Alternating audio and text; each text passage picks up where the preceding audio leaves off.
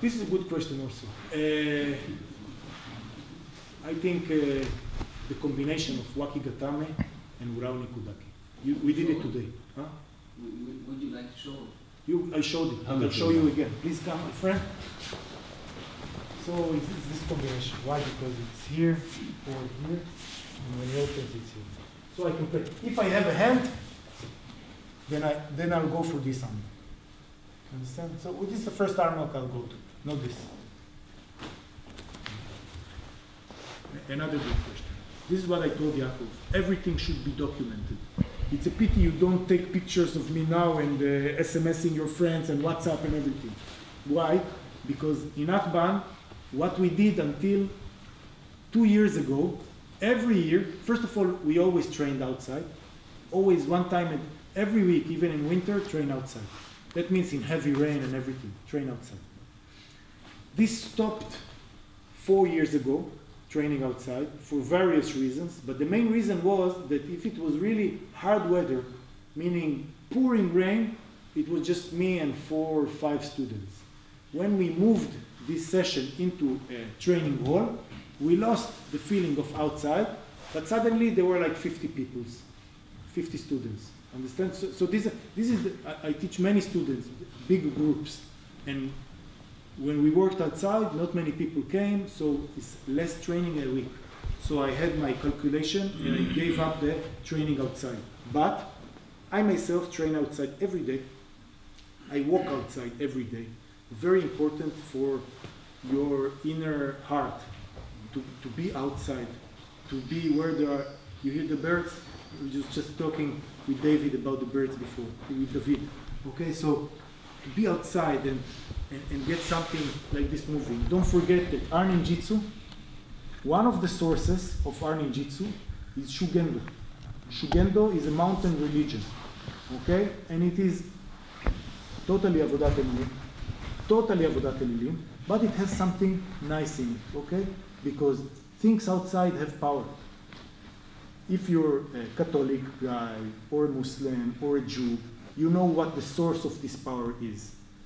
If you're a regular guy that goes in Japan, so you think this power is the power of the tree, the power of the waterfall, the power of the earth. But there is power, you can feel it. And in Japanese, this power has got many names. Sometimes it is a kami, okay?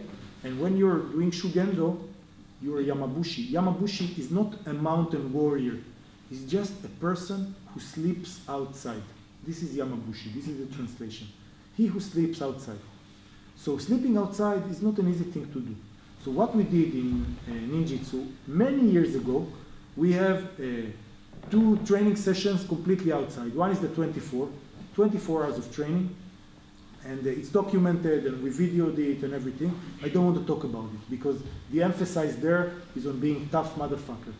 Okay? So this, I put it on the side. Another thing we do is called Hitkansut Bamidbar, or the desert gathering. And in the desert gathering, what we did until a few years ago, now it's impossible to do it legally in Israel. You cannot do it legally. But we did it for many years. In teams of 3 or 4 people, we take backpacks, walk for days in the desert, really tough desert, not just like sand all the time, like deep rivers and ravines and everything, okay? And meet at a certain point, because I have a German heritage somewhere, it has to be on the exact time, understand? So Friday, 1 o'clock, in the middle of the desert, you come there. If you're early, it's okay, but if you're late, it's not good. So if you come there at 12 o'clock, you just sit there and you see 1 team, 2 teams, 3 teams, 4 teams. We have desert gatherings. Everything is documented with images on our website. We have desert gatherings that we brought to the middle of the desert 100 Akban veterans. And what we do, we meet, we fight like crazies, and then we eat and go to sleep outside. And in the morning, when the sun gets up, we all disperse. So when you get up, if you get up late, if you drank in the evening near the fire, okay, nobody is there. Not a sign, not a footprint, nothing. You understand? This is how committed we are to training outside. full commitment. But now we're at loss. Why it's forbidden? You can walk now in Israel. The desert in Israel, it just looks like big, big place, but it's not such a big place. And there are actually two kinds of entities.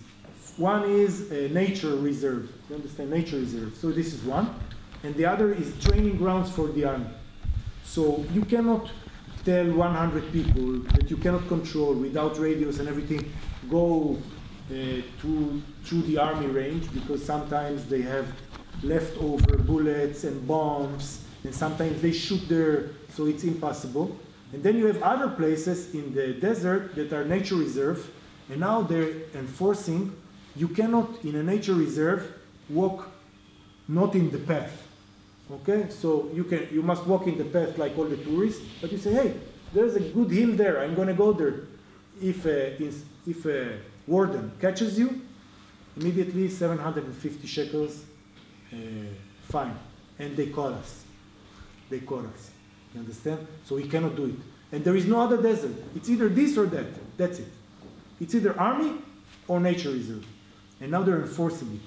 So of course we can do it, but it's very dangerous. And 2 desert gatherings ago, one of the guys almost got killed. It's easy to get killed in the desert.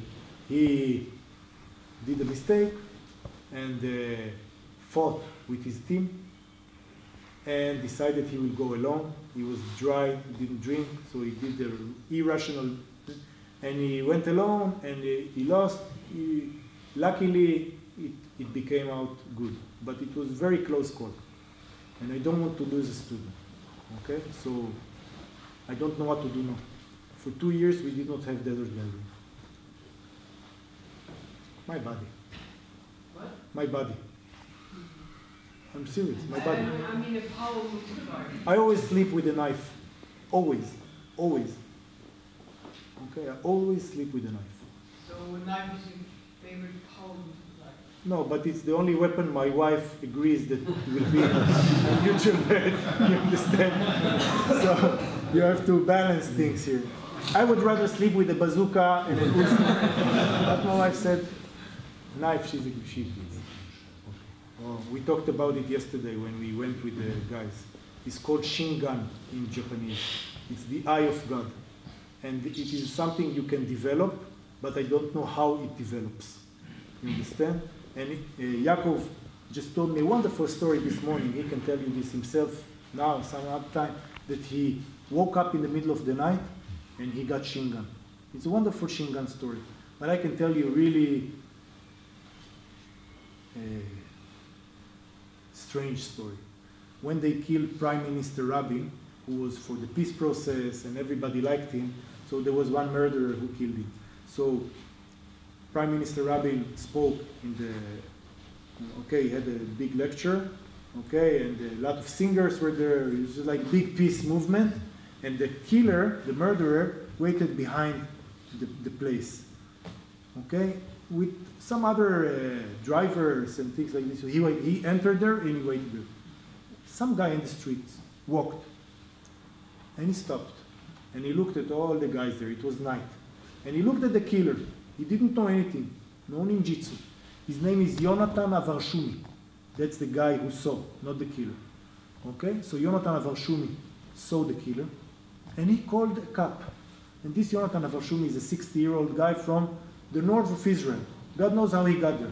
He called the cop and said, look for this guy, ask him what does he do there. So the cop went, asked somebody else, he was mistaken, and returned. Said, no. This is the guy I mean. Check his papers. So the cop went there and told the killer, this guy there is bothering me. Are you okay? He said, yeah, I'm okay. I'm the driver of one of the singers. The killer told him. The cop didn't do his work. And he returned for Avarshumi and said he has a full permit. It's okay for him to be there. A few minutes afterwards, he killed Prime Minister Rabin. So what are the odds? You understand? So this is Shingan. Okay? And this is a thing that can change destinies. You know how the First World War started? In Sarajevo. the killer, okay, there nobody had a machine gun. A group of guys wanted to kill the Austrian prince, okay? They wanted to kill him because of some stupid thing, because Austria did maneuvers in Sarajevo, in Croatia, okay? So they wanted to kill him. It hurt their pride that Austria does maneuvers. And Ferdinand, yeah, I don't know the name. So he was pro-Croatian, but doesn't matter. So they wanted to kill him. So the whole city was packed with, it was narrow street, packed with, and the killer couldn't get to Franz Ferdinand. Couldn't get there because the convoy didn't move through the right streets, and so he went to the pub, okay, and drank something with his friends, and then he went out. Outside the pub, there was a traffic jam, okay, 1910 traffic jam, narrow street, and outside the pub, in an open car, is the Austrian prince with his wife, outside the pub. So he take out the gun and shoot. You understand? So these are big things. So what do we do when we have machine gun? It's just like in the Walt Disney movies. We treat it seriously, okay? Because in a Disney movie, if the dog barks, something is out there. Something is out there. So it's like, and you know what it gives us, everybody? It gives us some peace. Because right now, it's okay. We're between friends, okay? We go down between friends. But sometimes you get that feeling, okay? I can feel it now, okay? Then you pay attention. Then something bad happens, you know. Sometimes you just prevent it. You know, you prevent it. You just know. So this is what I do about premonition, okay? Feeling things.